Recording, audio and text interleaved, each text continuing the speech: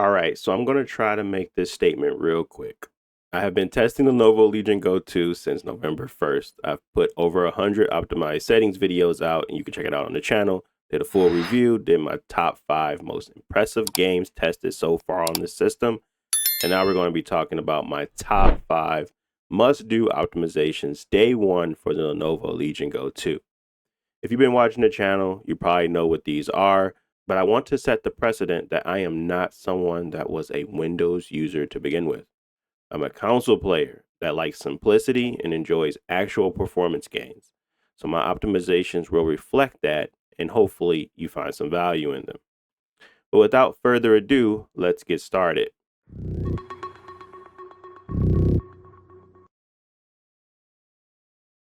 Now, this list was not meant to be in any particular order, but if we had to rank what optimizations to complete first, this will be at the top of the list.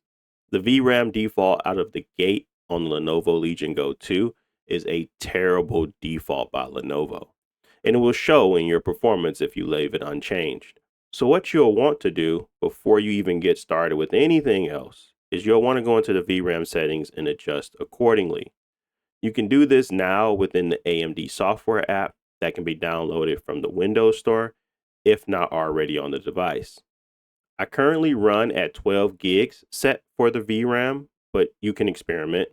Take a look at what you prefer, what you think will be better, and then go from there. 12 gigs have worked for me, and that is currently what I am using. So why is VRAM allocation on the APU so critical? An APU combines the CPU and GPU into a single chip to be cost and power efficient for devices like the Lenovo Legion Go 2. Unlike a dedicated graphics card with its own VRAM, the integrated GPU on an APU must share the system's main RAM. This allocation is important for a few reasons. Performance trade-off. The VRAM setting dictates how much of the system's RAM is dedicated to the GPU for storing visual assets like textures and frame data. While higher VRAM can improve graphic performance and reduce issues like texture pop-ins and lower frame rates, it simultaneously reduces the memory available for the operating system and other applications. Setting an appropriate VRAM size helps manage that between this shared resource design. Next, we have Play Night. I've been using Play Night for 3 years now, and it's just gotten better with time. It's simple, it's easy to set up, but a lot of people don't know what it is. Play Night is an open source, all-in-one video game library manager and launcher. Its primary goal is to provide a unified interface for all of your games, allowing you to combine titles from various PC platforms like Steam, Epic Games, GOG, Battle.net, Ubisoft, EA, as well as your emulated games. By consolidating your entire collection, it eliminates the need to constantly open and juggle separate game clients. So some of my most impressive features for Play Night would be that 1, it's completely free and open source. Play Night is available at no cost, with no features locked behind a paywall, and its complete source code is released and available for you to see. Controller-friendly full screen mode. It features a dedicated full screen mode that you can navigate with the controller, offering a streamlined, console-like big picture mode experience for your entire PC library. Customization. The application look is fully customizable with themes, allowing for simple color changes or complete layout redesigns, and users can make their library feel unique with customizable metadata, banners, and artwork. You can even download other people's skins, which is really cool as well. Then you also got the automatic metadata management, so it automatically downloads covers, descriptions, and other metadata for all your games, anything new you add. And it also keeps in mind what games you don't have installed, so you can also manage those as well. Really cool. Another key feature is that it's a portable install. It's a pocketable version, meaning that the Legion Go 1 I set up before is the same one I'm using today on my new Legion Go 2. So you set it up once and you can move it directly to another system and it still works because it's all housed within the files, not installed. Really cool. Overall, it's a solid library manager that makes navigating multiple storefronts very easy and controller friendly, which is much needed on Windows. Next is HDR calibration. The best way to calibrate high dynamic range on the Lenovo Legion Go 2 while running Windows 11 is by using the official Windows HDR calibration app from the Microsoft Store. The calibration process, especially on the Legion Go's built-in display, has a crucial step related to the screen brightness, which we'll talk about a little bit in a sec.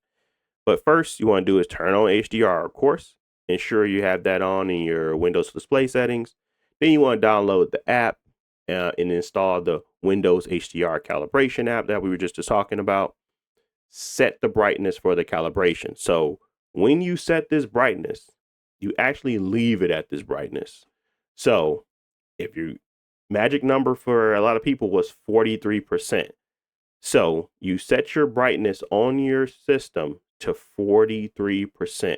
This is going to allow you to get those perfect paper whites that kind of get you to your max peak brightness of 1100 nits.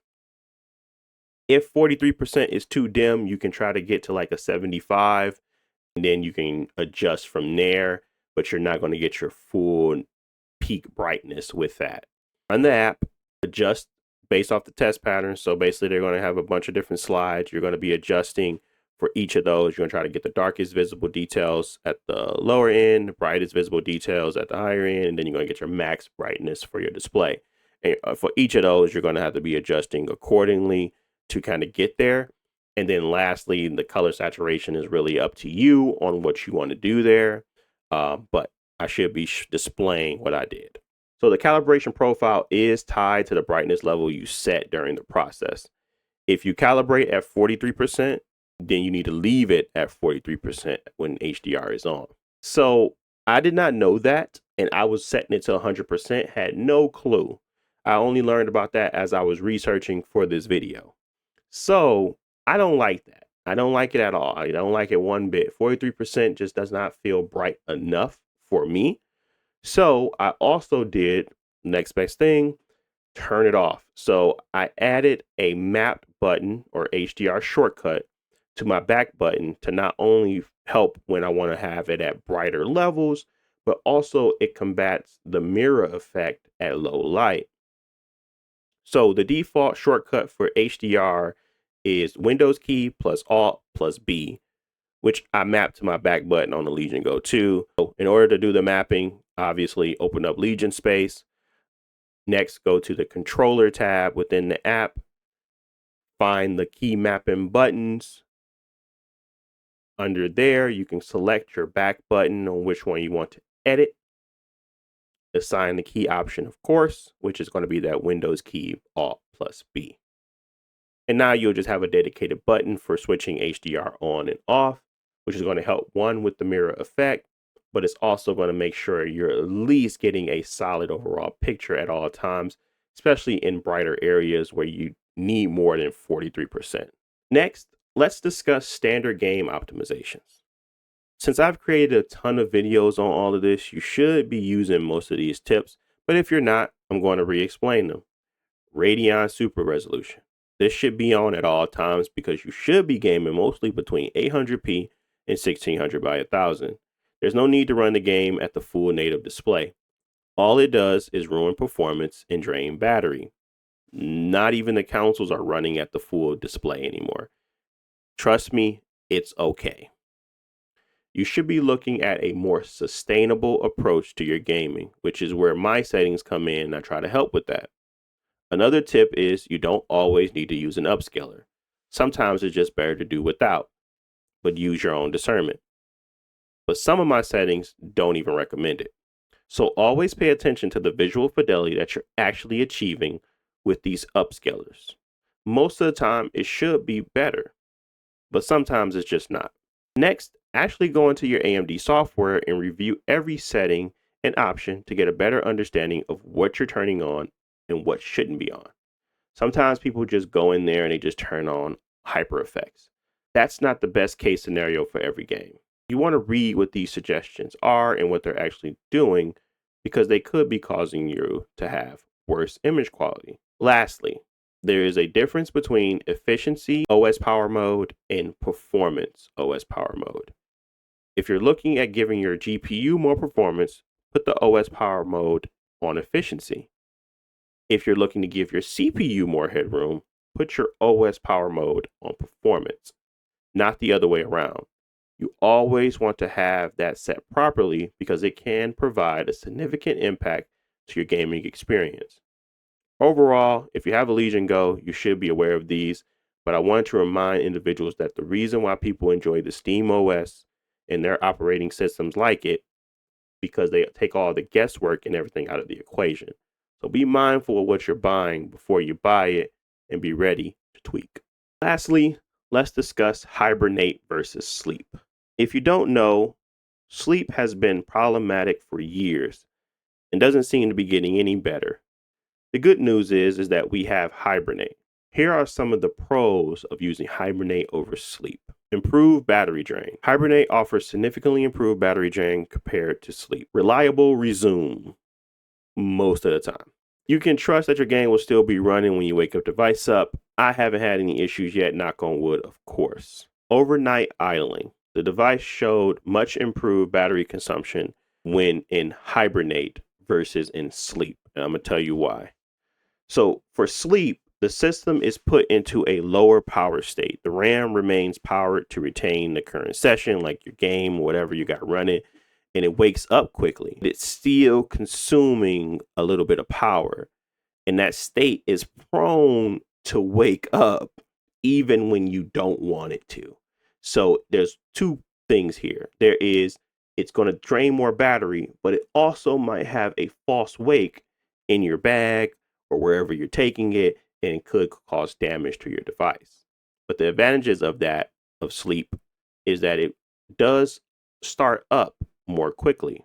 Hibernate, on the other hand, the entire session, games and all, are saved to a file on a device's storage, and then the system is fully powered off. But because it is powered off completely, the drain is very minimal, but it does take longer to start back up. So what are the advantages there? Obviously, better battery drain, and obviously a better and more reliable resume feature.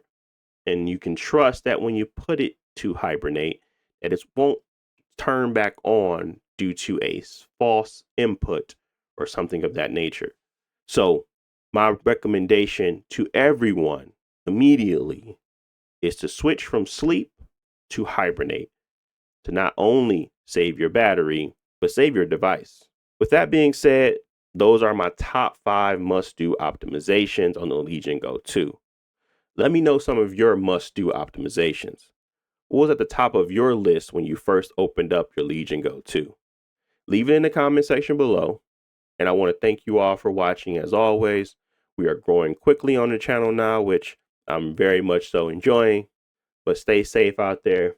Stay out the way. And until next time, ladies and gents, peace. I had to pause. It's over.